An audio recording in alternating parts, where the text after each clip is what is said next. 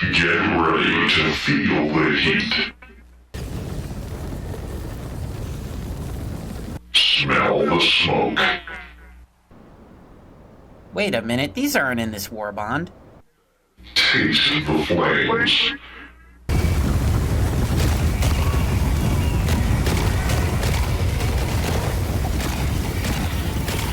Freedom's Flame. Hello everyone, my name is Zero and you're watching The Lost Perspective. If you enjoyed today's video, please consider leaving a like. It does help out a lot, and if you want to see more Let's Talk Warbonds, go ahead and subscribe, as I will be covering all Warbonds, past, present, and future. With the generic YouTuber stuff out of the way, let's get it. On page 1, we have Armor, Helmet, Player Card, Cape, Hellpod Pattern, Victory Pose, 100 Super Credits, and a new primary weapon. The I-09 Heat Seeker is a light armor with the inflammable passive, providing 75% damage resistance against fire, more specifically burning.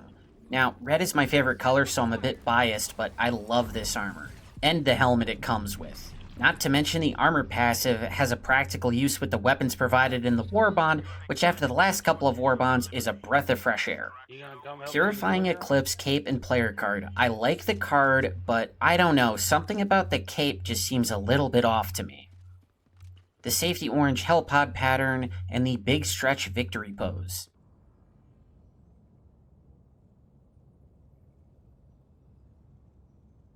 The SG-451 Cookout.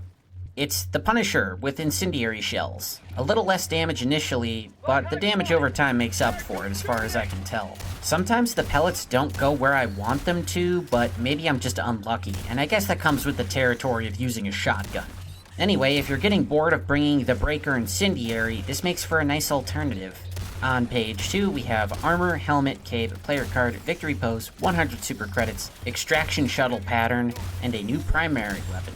The I-102, Dragonaut? Like, Dragon and Dreadnought mixed, I guess? I've seen a few people complaining about my pronunciation, so if I got that wrong, I'm sorry. Anyway, the I-102 is a medium armor, again with the inflammable armor passive. So if you want something a bit beefier than the Heat Seeker, this is for you. And the helmet looks great too. The Breach, Cape, and Player Card. Again, I like the card, but the cape just seems off. I can't even explain it. The Safety Orange Shuttle Pattern. The Deep Reflection Victory Pose.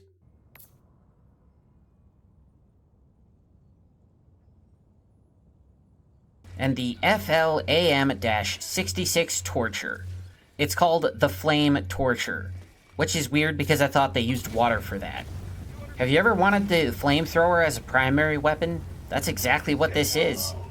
Now, the canister is a little smaller with only 80 in the tank instead of the 100 the support version has. But oddly enough, they both burn for about the same amount of time, give or take a second. And since the DPS is identical, and the Torture can carry more canisters, most argue that it's better than the support version, and I'm inclined to agree. Bringing it also leaves your support weapon slot open, so you can pair it with a machine gun or rocket launcher of your choice, maybe the railgun, to help you hit enemies at a greater distance, as the only downside to the Torture is its short range. But overall, I can't recommend it enough. Some even say it's one of the best weapons in the game. What do you guys think? On page 3, we have a title, exosuit pattern, booster, emote, 100 super credits, and a new secondary. So here's the title, the Safety Orange exosuit pattern, Thoracic Collision Exultation Maneuver emote. God knows I didn't pronounce that right. Anyway, here it is, best as I can get it. The Firebomb Hellpods booster, otherwise known as the fastest way to get kicked from a public game. Seriously, if you bring this, everyone will hate you. What does it do, you ask? It lines all the Hellpods with volatile incendiaries that detonate upon impact. Which means when you drop in, fire all around you. And whenever you call in a backpack, support weapon, supplies, same thing. It's an okay at best idea with absolutely atrocious execution. Feel free to skip this. The P-72 Crisper. a secondary flamethrower. Same damage output as the other flamethrowers, but much smaller canister. I like to pair it with marksman rifles as it makes a perfect close quarters weapon. And that's the Freedom's Flame Warbond. If you're still here, thank you so much for sticking around for the entire video. Again, if you enjoyed, please consider leaving a like.